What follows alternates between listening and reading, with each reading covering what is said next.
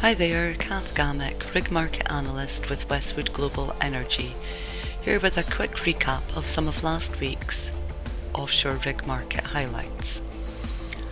Although no new contracts were awarded, Diamond Offshore has finalised its contract with Petrobras for ultra-deepwater semi-ocean courage. The drilling contractor was named one of the low bidders for Petrobras's 7-rig tender. The rig is currently under contract to the operator, with that deal ending next August, and upon completion will go in for maintenance and contract preparations before commencing the new 4-year deal with a 4-year option available to the operator. Some of the financial and business news for the past week saw Diamond Offshore report an increase to its third quarter contract drilling revenue, totaling $190 million versus $177 million on the prior quarter.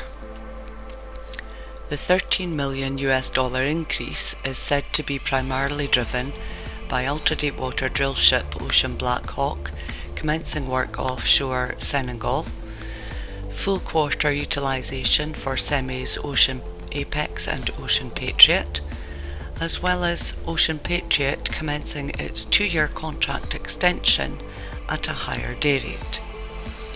These increases were partially offset by semi-Ocean Onyx completing its contract and being stacked in Western Australia, whilst they pursue prospects in the region.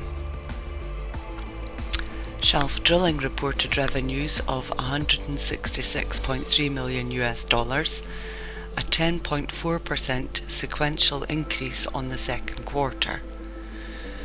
A net loss of $6 million has been recorded for the period, and as at 30th of September, its total debt was $1.4 billion, with a contract backlog of $1.7 billion.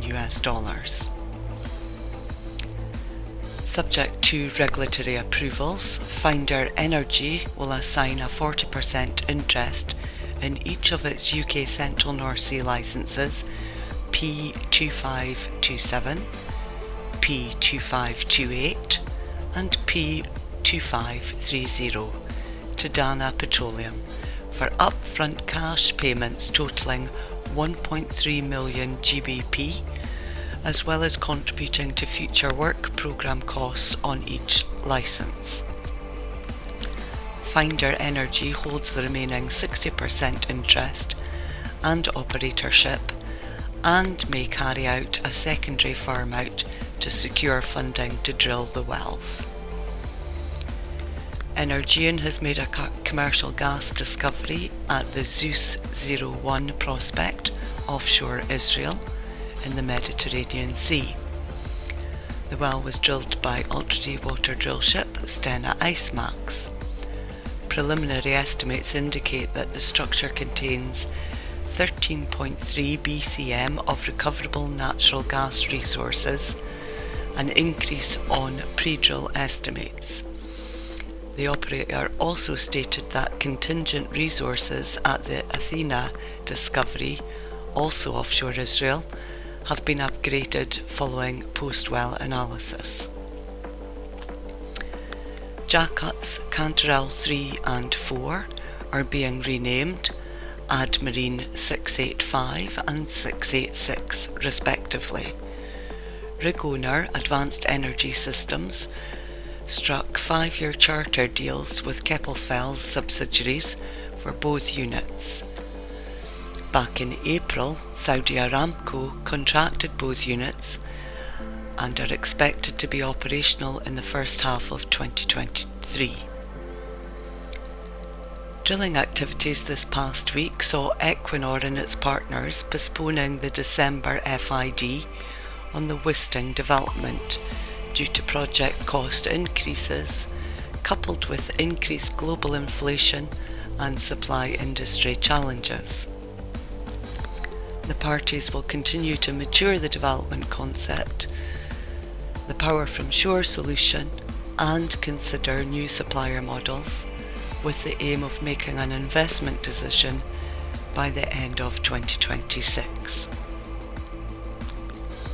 Offshore Newfoundland, Seadrill ultra-deepwater semi West Hercules completed drilling operations at Equinor's Sitka 02A re-entry well. The rig has arrived at Bay Bulls, but she is scheduled to mobilise to Norway shortly, where she will undergo her 5-year special periodic survey, with the Odfjell drilling taking over rig management thereafter. The Petroleum Safety Authority Norway and the Norwegian Petroleum Directorate have permitted Aker BP to use Saipem ultra-deepwater semi Scarabeo 8 to drill wildcat wells in production licenses 867 and 1141 of the North Sea. The rig recently completed DPC trials and is currently located at CCB Norway. Operations are expected to kick off as soon as the operator has accepted the rig. And finally this week, Houston-based Zentech were awarded a detailed design engineering contract from International Maritime Industries. It relates to the construction of 18 jackups destined for ARO drilling. International Maritime Industries plans to build all 18 jackups at its Saudi Arabia yard, Ras Al Khair, and as previously reported, 20 jackups were planned, with the first 2 currently under construction. That's it for this week. Many thanks for listening, and I hope you found this of interest. For more information on RigLogics, please visit our website www.westwoodenergy.com.